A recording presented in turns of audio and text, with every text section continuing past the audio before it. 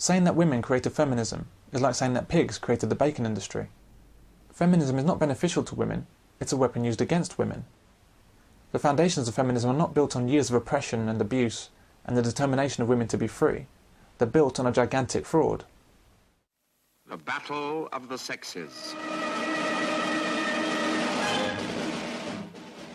In this timeless struggle for supremacy between man and woman,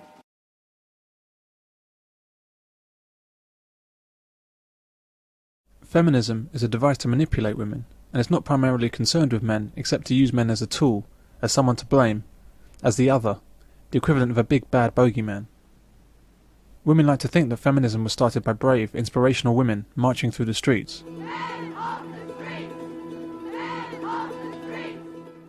But feminism didn't begin there, it began here. And although it might appear that feminism started in the 1960s, as we'll see, feminism actually started 20 years before this. What was happening in the 1960s was not the start of feminism, but rather the start of a version of feminism that was solely concerned with abusing men. The originators of this male hatred, this misandry, were able to leverage the power of feminism for what is effectively a parallel campaign of hatred against men. This male hatred, sometimes called radical feminism, has become wrapped up in the original form of feminism and is now indistinguishable from it. The women originally behind this type of feminism were mostly lesbians who simply hated men. They were burning their bras and doing all sorts of silly things, making fools of themselves, and they were a joke. Very, very strong feminists. I've always considered myself a feminist, but boy, they've got me beat all hollow. They are feminists on the extreme, i.e., let's just do away with men and have sperm banks. It was that sort of thing. The radical feminist movement didn't believe in any deodorants. I mean, it was just very fascist. Any deodorants, any makeup, any clothes. I mean, everybody wore boiler suits and mouse suits and looked dank and depressing. Well, the women's movement is led by women who aren't really, I would say they're dysfunctional women, the leaders of the women's movement. If you look at their histories, if you look at their backgrounds, there is significant evidence of failed relationships, of promiscuous behaviour, of lack of concern for others, and or of some other troublesome period in their history. I don't think they're normal women. And many of them are lesbian, which when this is pointed out, many people often think, well, there's nothing wrong with being lesbian, and I'm not suggesting 1 minute that there is, but if you look at the lesbian women who were involved in the women's movement, you will see that they're a very particular kind of lesbian, and they tend to be the butch, men-hating type. Indeed, some feminists simply want to do away with men.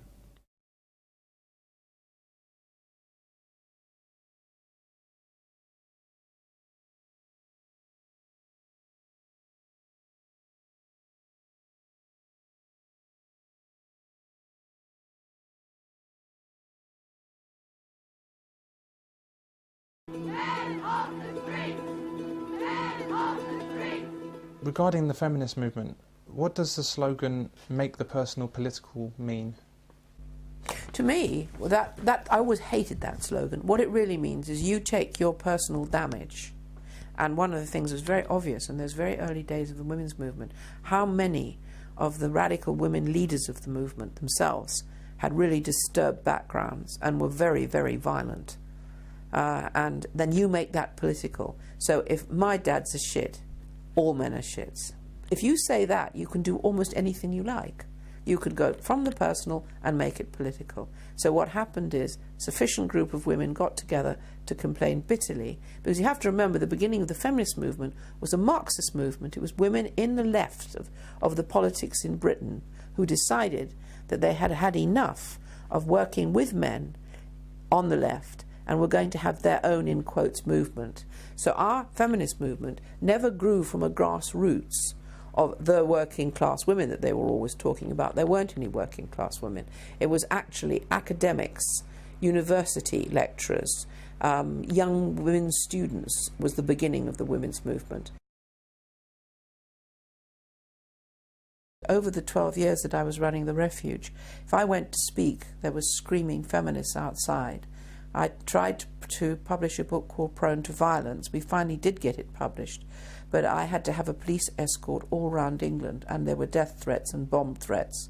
And the final moment came for me after struggling for all those years, when the bomb disposal unit came to my house.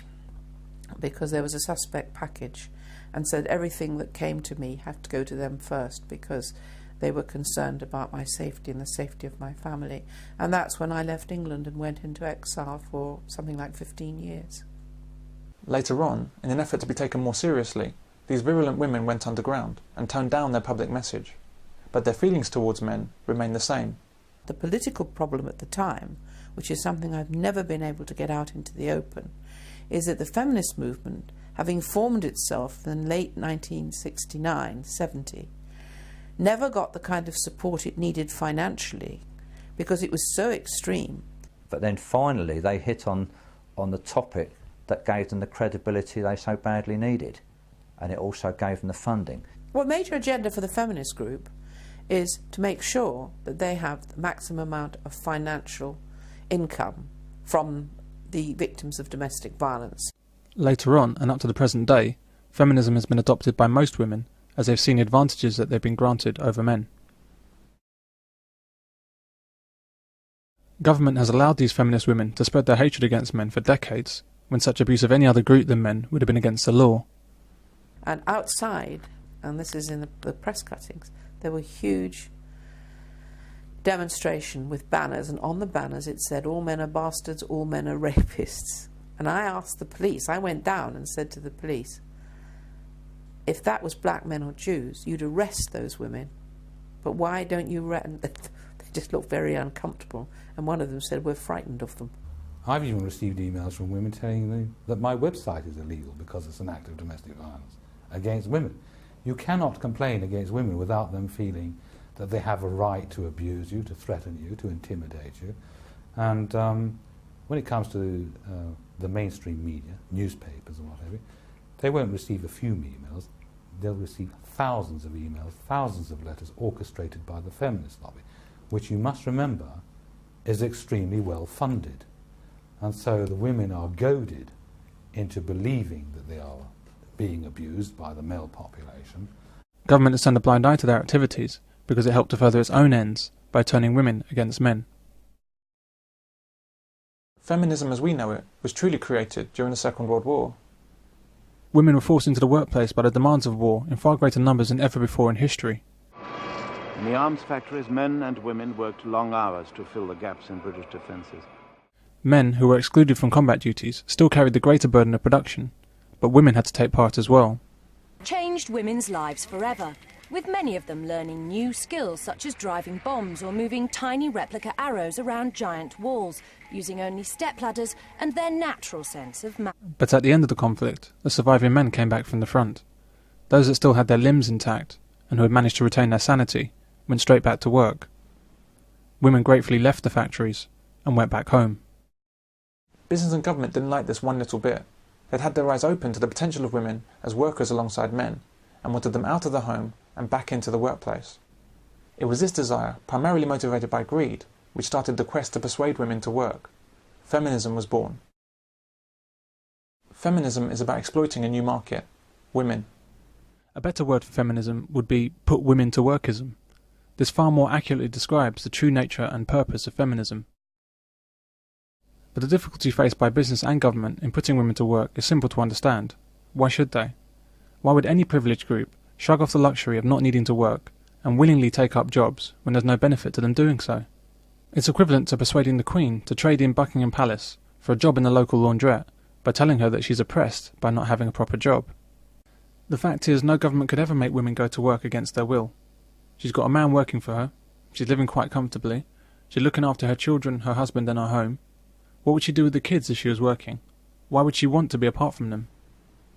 So instead of even attempting to force women into work, government and business use the pathologically selfish psychology of women to make women choose to go to work for themselves.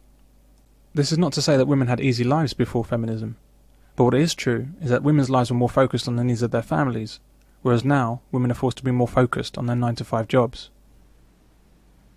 The most difficult task, and what should have been impossible, was how could mothers be persuaded to abandon their own children to childcare whilst they went to work? Today's announcement is also looking at pilot schemes across England to give 2-year-olds a place at nursery. It would seem like an impossible task, but the establishment was fortunate enough to have two powerful weapons to use against us all: the selfishness of women and the stupidity of women. I thought of several ways to describe the behaviour of women with regard to feminism, but I was forced to settle on stupid under the sheer weight of evidence.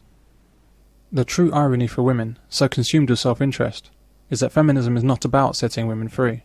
It's about enslaving them. Women would have been far better served by rejecting every notion of feminism. If they'd done so, they'd be leading lives of much greater freedom than they do today.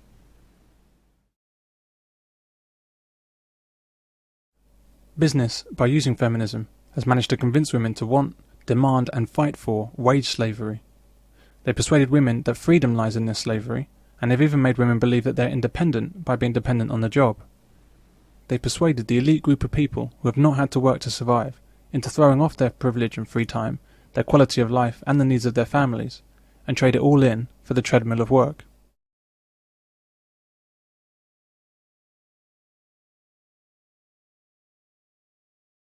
If you can look at all the family tax credit systems and that type of thing, and payments to encourage the childcare facilities and that sort of thing, then obviously that's the route that they're taking.